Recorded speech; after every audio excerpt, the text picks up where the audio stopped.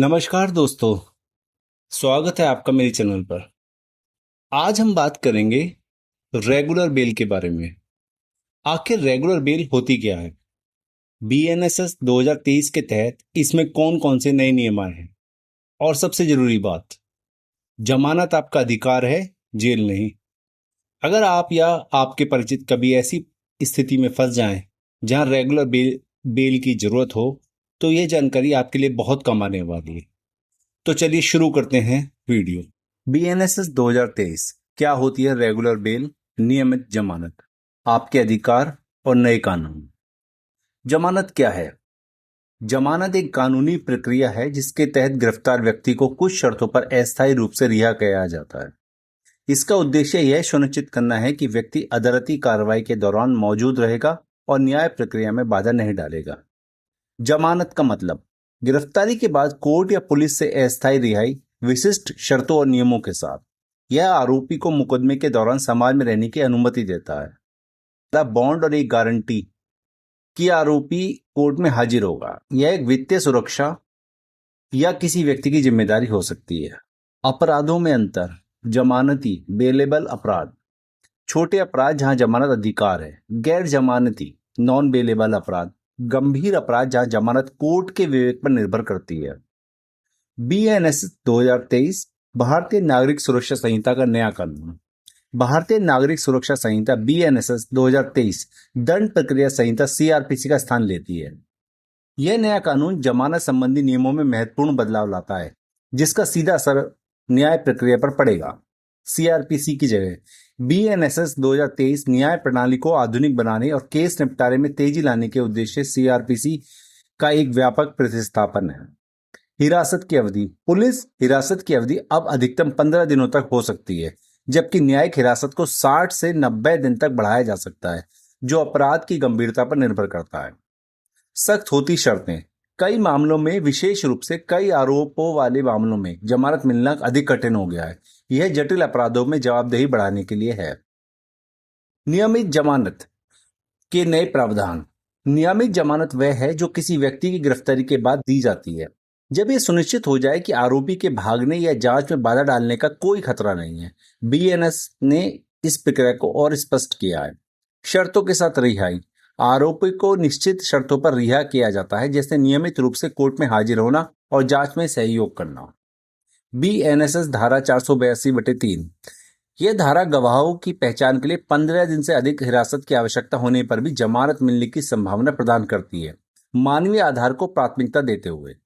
Court का पालन, आरोपी को कोर्ट के सभी निर्देशों और शर्तों का पालन करने का लिखित वादा करना होता है, जो भविष्य की सुनवाइयों के लिए महत्वपूर्ण है। यह सुनिश्चित करता है कि न्यायपालिका की शक्ति का दुरुपयोग न हो और हर व्यक्ति को उचित प्रक्रिया मिले। आपके अधिकार कब और कैसे मिलती है? नियमित जमानत। बीएनएसएस 2023 ने जमानत के अधिकारों को अधिक स्पष्ट किया है, खासकर कमजोर वर्गों के लिए। यह सुनिश्चित किया गया है कि किसी भी व्यक्ति को अनावश्यक रूप से हिरासत में न रखा जाए। कानूनी अधिकार, जमानती अपराधों में जमानत लेना हर नागरिक का कानूनी अधिकार है। पुलिस या अदालत इसे बेवजह रोक नहीं सकते। गरीब व्यक्ति के लिए, यदि कोई गरीब व्यक्ति जमानती नहीं दे पाता तो उसे स्वयं के बॉन्ड पर रिहा करने का प्रावधान है। न्याय सभी के लिए सुलभ होना चाहिए। त्वरित रिहाई, यदि 7 दिनों के भीतर जमानत नहीं मिलती और व्यक्ति गरीब सिद्ध होता है तो उसे तत्काल रिहाई मिल सकती है। विचाराधीन कैदियों के लिए राहत, बीएनएसएस धारा 479, बीएनएसएस की धारा 479 उन विचाराधीन कैदियों को विशेष राहत प्रदान करती है जिन्होंने अपनी संभावित अधिकतम सजा का एक महत्वपूर्ण हिस्सा जेल में काट लिया है। यह प्रावधान जेलों में भीड़ कम करने और न्याय में तेजी लाने के लिए महत्वपूर्ण है। 50% अधिकतम सजा का आधा, जिन कैदियों ने अपने संभावित अधिकतम सजा का आधा हिस्सा जेल में काट लिया हो वे जमानत के पात्र हो सकते हैं। पहली बार के अपराधी, पहली बार अपराध करने वाले विचाराधीन कैदी जिन्होंने अपनी संभावित सजा का 1/3 हिस्सा काट लिया हो, उन्हें भी जल्दी रिहाई मिल सकती है। ई कारावास पोर्टल, राष्ट्रीय ई कारावास पोर्टल कैदियों की पहचान करने और उन्हें जल्द राहत प्रदान करने में मदद करता है, जिससे प्रक्रिया पारदर्शी होती है। बीएनएसएस में जमानत से जुड़ी कुछ महत्वपूर्ण चुनौतियां। बीएनएसएस 2023 जहां एक और न्याय प्रक्रिया को सुगम बनाती है, वहीं कुछ ऐसे प्रावधान भी हैं जो चुनौतियों से भरे हैं और जिन पर ध्यान देने की आवश्यकता है। आरोपी की संख्या, कई मामलों में आरोपों को आरोपों की संख्या बढ़ने से जमानत मिलने की संभावना कम हो जाती है, जिससे न्याय प्रक्रिया में देरी हो सकती है। आर्थिक अपराधों में हथकड़ी। आर्थिक अपराधों में हथकड़ी का उपयोग एक चिंता का विषय है, क्योंकि ये सुप्रीम कोर्ट के फैसले के खिलाफ है और मानवाधिकारों का उल्लंघन हो सकता है। लंबित मुकदमे। देश भर की अदालतों में लंबित मुकदमे और जेल में भीड़ भाड़ की समस्या अभी भी बनी हुई है, जिससे न्याय मिलने में विलंब होता है। लंबित मुकदमों पर मैंने एक वीडियो भी बनाई है, मैं उसका डिस्क्रिप्शन में लिंक डाल दूंगा, आप उसे देख सकते हैं। जमानत की शर्तें और उल्लंघन पर कार्रवाई। जमानत केवल एक रिहाई नहीं, बल्कि एक शर्तों का एक सेट है जिसका पालन करना आरोपी के लिए अनिवार्य है। इन शर्तों का उल्लंघन गंभीर परिणाम दे सकता है। समय पर हाजिरी। यदि आरोपी कोर्ट में समय पर हाजिर नहीं होता तो यह जमानत की शर्तों का सीधा उल्लंघन माना जाता है। बॉन्ड की वसूली। कोर्ट बॉन्ड की राशि वसूलने और अगली बार जमानत न देने का अधिकार रखती है। यह गंभीर वित्तीय और कानूनी परिणाम है। उल्लंघन की गंभीरता। बीएनएसएस में शर्तों का उल्लंघन गंभीर माना जाता है, जिससे आरोपी को फिर से हिरासत में लिया जा सकता है और मुकदमे पर नकारात्मक प्रभाव पड़ सकता है। बीएनएसएस के तहत एंटीसिपेटरी जमानत, एंटीसिपेटरी बेल।